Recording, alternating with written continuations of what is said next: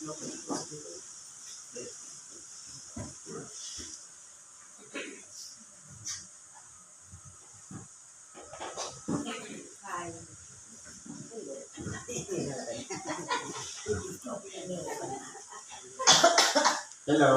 Hi. Sa pangalan po ng dakilang Panginoong Jesucristo, isang mapagpalang gabi. Napakaganda po ng biyaya ngayon. Kasi kung pag-aralan po natin mula kanina, tuloy-tuloy, napakaganda ng daloy ng kapangyarihan sa bawat binigyan ng pagkakataong magpahayag ng Ebanghelyo dito sa unahan. Kahit natin itong pag-aaralan, wala pong makakatulog. Dahil mas napakadaling unawain yung mga itinapaliwanag dito sa unahan.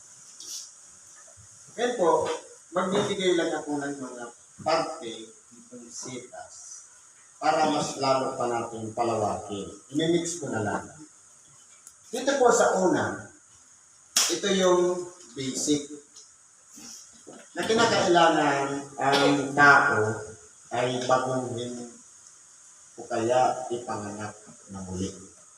Kasi po, mula nang tayo'y silang sa sanlibutan, sabi nga, ang ipinanganak sa laman ay laman nga.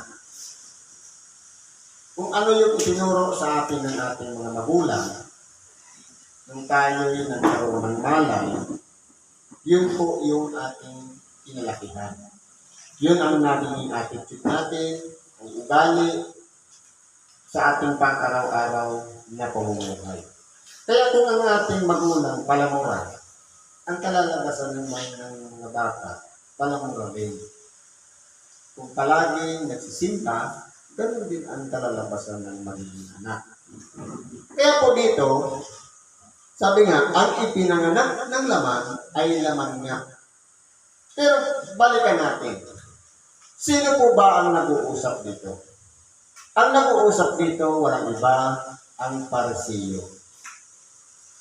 Sino-sino po ba ang Parisiyo? Ano ang kanilang attitude? Ano ang kanilang ginagawa? Ang tawag sa kanila ay pretending sanctity o kaya self-righteous, yung tinatawag na nagpapakunwaring matatalino sila, mga banal sila, mga mabubuti silang tao. Yan po yung ugali ng mga Parisiyo. Sabi nga, hypocrites o mga ipokrito, mga mapagpaimbabaw o plastic.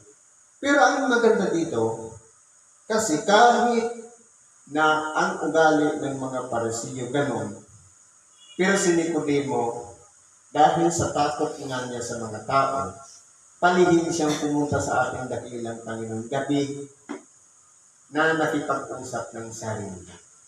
Bakit ganon po ang ginawa ni Nicodemo? Para hindi maging hayag na bagamat siya'y kasama ng mga ipokrito at mga mapagpaimbabaw, dahil nga ayaw niya na yung lalim ng o haba ng kanilang pinag-aralan para maging Parisiyo, hindi sila mapahiya sa mga tao na siya'y lalapit lang sa isang tao na hindi naman nag-aral, na walang iba, ang ating dakilang Panginoon, parang ayaw nilang ibaba ng pride. Kaya ang nangyayari sa kanila, palihim silang lumapit sa ating dakilang Panginoon para magtanong. Kaya po, nung pinaliwanag na ng ating dakilang Panginoon, ito na yung pundasyon upang sa ganon ang tao, kung papaano tayo pinalaki ng magulang, dapat po maging back to zero. Dahil halimbawa, sabi nga ng ating dakilang Panginoon, if you want to follow me, deny yourself. Kung ibig niyo naman sumunod sa akin, itanggi ang kanyang sarili. Ano-ano po yun?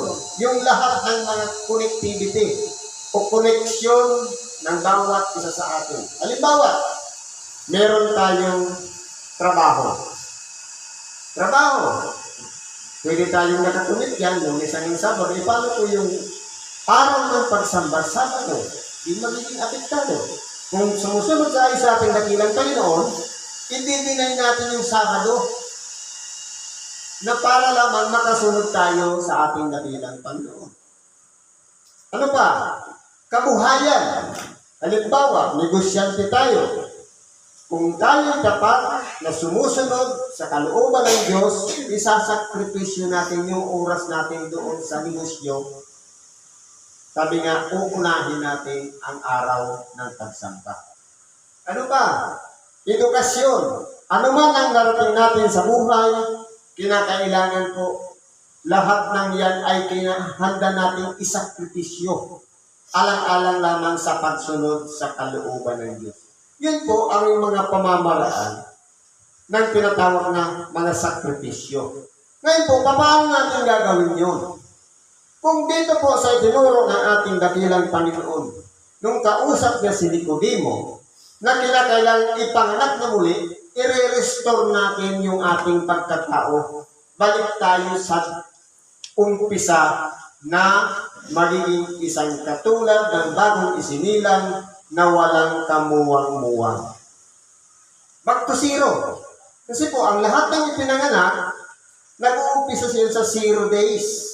1 day, hanggang tuloy-tuloy na nagkakabulan. Ngayon po, nung natuto na, papasok naman tayo dito sa ikalawang aralin. Ang ikalawang aralin, ito na yung basic na kung ipinanganak na nga, binago na tayo. Kinakailangan natin ng pundasyon. Dahil may kaakibat po ng mga balakid o pagsubok ang pagsunod sa kalooban ng Diyos. Merong examiner, merong tagapagsubok. Kaya kung paano po ang tao, binago na nga, sabi nga ni Apostol Pablo, ako ang nagtanim, si Apollos ang nagdilig, ang Diyos ang nagpapalago. Sa makatuwid, halimbawa, ibang tao yung nagyaya sa atin para pumunta dito, nagising tayo, nabago yung ating pananaw, yung pananampalataya, naging tapat tayo sa Diyos, pabalik-balik na tayo sa templo. Kinakailangan, ilalagay natin yung pundasyon. Na ang pundasyon yun, walang iba yung tinatawag na pananampalataya. Kaya halimbawa, sa pagsunod po kasi sa ating dakilang Panginoon, kung paano ang naging buhay-buhay ng ating dakilang Panginoon na maraming balakid sa kanyang mga pinagdadaanan, ang lahat ng mga tagasunod ni Kristo, ganun din po ang daranasin. Dadanas tayo ng tukso, ng mga pagsubok, na kung ano-ano mga bagay, na para malaman kung tapat tayo sa Diyos. Handa nating gampanan ang pagiging tagasunod ni Kristo. Kasi kung pansinin po natin, lahat ng mga alagad ng ating dakilang Panginoon, tinawag niya para sumunod sa Kanya. Pero po, napakaraming mga pagsubok na ano nangyari. Noong ating dakilang Panginoon hinuli, nasaan sila? Hindi ba nagkawatak-watak sila? Sabi nga, papatayin ko ang pastor at ang mga tupa ay magsisipangalan. Ito po. Wala kahit isa man sa tabi ng ating dakilang Panginoon ang nanindigan na maging tapat na tagapagsunod sa ating dakilang Panginoon, kundi lahat sila ay nangawala sa paligid ng ating dakilang Panginoon. Sino lang yung naroon? Si Juan, Ebanghelista, nakasakasama ng kanyang ina na si Maria. Na nandoon, nakahilig sa dibdib ng ating dakilang Panginoon, hindi niya iniwan ang ating dakilang Panginoon. Hanggang sa seipak, sa krus, siya lang ang sinambit doon sa panghuling palabra na walang iba ang Apostol San Juan, Ebanghelista, ang nabanggit lang doon sa 12 alagad. Kaya kung titingnan po natin mga kapatid, kung ang isang tao na tinawag na, binago na, kung walang pundasyon, minsan po, sabi nga, mag-ingat ang bawat isa sa kanyang pagkakatayo baka sila yung mabuhay. Sa makatuwid, hindi pwede natin sabihin, hindi na ako mawawala dyan sa grupo na yan. Active na active ako. No, hindi po natin dapat sabihin yan. Dahil po, tinatapatan ng tukso at pagsubok ang pagiging followers natin ni Kristo. Ang pagsunod kay Kristo, kung papaano napakaraming balakid sa buhay ni Kristo, napakabigat din, itatapatan din dahil sinusot nga natin yung mga lakad na nilakaran ni Kristo. Ibig sabihin, kung ano yung dinanas ni Kristo na napakaraming balakid, ganun din ang dadanasin ng tagasunod ni Kristo. Kaya ano nangyari sa mga alagad ng ating dakilang Panginoon? Ilang beses silang ibinilanggo. Ilang beses silang hinuli. At kung ano-ano mga ginawa sa kanila. Lahat ng sila ipinapapatay sa iba-ibang pamamaraan para danasin nila na sila'y, kumbaga, titinitingnan ng kalaban kung hanggang saan ang paninindigan ng pagsunod kay Kristo. Tayo po kaya, dahil lang ba sa konting problema, minsan sumusuko na tayo. Minsan pinanghihinaan na tayo. Kaya kung hindi po matatag ang ating pananampalataya, hindi yung nakapatong sa ibabaw ng bato, na sabi nga dito, ang tagapakinig naggumagawa ay katulad ng isang taong nagtayo ng kanyang bahay sa ibabaw ng bato. Ibig sabihin, matatag siya. Kahit dumating man ang mga pagsubok, mga problema sa ating buhay, hindi po tayo pinanghihinaan ng loob, kundi patuloy tayong gumagawa. Maging mapagpatuloy sa lahat ng ating mga nasimulan. Na huwag nating sayangin na sa haba-haba ng serbisyo natin, halimbawa, nag-umpisa tayo 1970s. Pagkatapos, pagdating ng 2024, nawala bigla. Sayang. Yung pinagpaguran natin ng matagal na panahon, kung pagkatapos ito, dumaan lang yung mabigat na pagsubok, sumuko na tayo. Tinigil na natin ang paglilingkod. O kaya nawala na yung templo, nawala na yung mga kapatiran, yun po ang pinaka-purpose natin. Kaya tayo nandito, hanapin yung mga kapatiran na nawawala upang sa ganon, sila'y mahikayat natin, itanim natin sa kanila yung pinaka-pundasyon. Na sa totoo lang po, yung mga nawala, nasa loob yun ng mga pagsubok. Na, siyempre, may offer palagi. Trabaho, i-offer yun ng kalaban ng Diyos. Para lang nang huwag ka magsamba. Kung ano-ano bang mga offer na ibinibigay na pag kinagat at apektado yung paglilingkod, yun na po yung tukso. Kaya pumapasok na sa pagsubok. Ngayon po, para hindi tayo magiba o hindi mawala ng saysay ang ating paglilingkod, kinakailangan po ng pinakapundasyon. Yung pundasyon na alam nating matatag. Kahit anong gawin ni Satanas, ng kalaban ng Diyos, hindi po matitinag yan dahil kasama natin si Kristo. Yung bato na pinagtatayuan natin, yun po yung pinakapamamaraan upang matatalo natin ang kalaban sapagkat kasama natin si Kristo. Kasi kung ibabatay lang po natin sa sarili nating kakayahan, hindi po natin kaya ang kalaban. Bago pa tayo isinilang, nandiyan na siya. Hindi pa nga, doon pa nga lang sa langit, naglalaban na sila. Hindi pa nililikha ang sanglibutan, magkalaban na sila. Paano tayo mga nandito, nahuli nang ipinanganak? Kaya kung hindi po matatag ang pundasyon na pinagsasaligan natin, babagsak po tayo. Pwede tayo umayaw na. Pwede natin sabihin, hindi na tayo maggampanin yung next week. Kasi baha. Sa totoo lang po, parte lang yan ng subo. Kung matatag ang ating paniniwala at pananampalataya sa Diyos, hindi po dahilan yung baha. Tuloy lang ang pagsamba. Tuloy ang paglingkod sapagkat, sabi nga ni Apostol Pablo, ang Ebanghelyo ay hindi natatanikalaan. Kahit na siya'y ipinanaw na, nakakadena pa ang kanyang mga kamay, dahil ang bibig niya ay nakapagsasalita, meron siyang tagasulat para ang Ebanghelyo iparating sa lahat ng mga bayan nang sa ganon, hindi siya mapigilan. Ganon po ang purpose ng isang tapat na lingkod ni Kristo. Na walang balakid. Sa totoo lang, hindi tayo bibigyan ng pagsubok na mas mabigat doon sa ating kakayanan. Tatapatan lang yan. Kaya tama yung sinabi ni Brad kanina. Pag gusto mo ng love, hindi love ang ibibigay sa'yo, kundi yung taong kinaiinisan mo. Pag gusto mo ng bigas, hindi naman bigas ang lalapit sa'yo, kundi isa rin tao na naghahanap ng bigas. Ibig sabihin, ita-challenge muna tayo ng Diyos. Pamamaraan yun, doon po tayo matututo. Yun yung lesson. Kasi po, kapag dinanas natin yung pamamaraan ng paano tayo nakasurvive, hindi po natin yan makakalimutan. Yun yung aral na ibinibigay sa atin sa bawat araw na dinaranas natin dito sa ibabaw ng sanglibutan. Yung challenge, nandiyan palagi. Halimbawa, gusto natin malusog na katawan, bibigay sa ating karamdaman. Bakit po? Kapag napagtagumpayan natin yung karamdaman at naging matatag tayo at hindi tayo sumuko, yun yung makukuha nating lesson doon. Pwede natin ibahagi sa ating kapwa. Alam mo, nung sumakit ang aking ulo, ito lang ang ginawa ko. Pwede mong ipayo.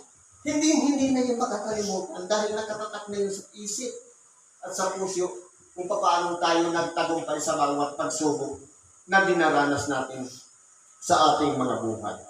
Kaya po dito, ang pinakapundasyon nitong importante na dapat makinig tayo ng salita ng Diyos. At i-apply natin kaunti-unti sa ating pang-araw-araw na pamumuhay. Paano natin i-apply? Kung halimbawa, tumanggap tayo ng aral o pagkain na tigas na hindi natin naman nauunawaan, paano natin mangunguya, malulunok?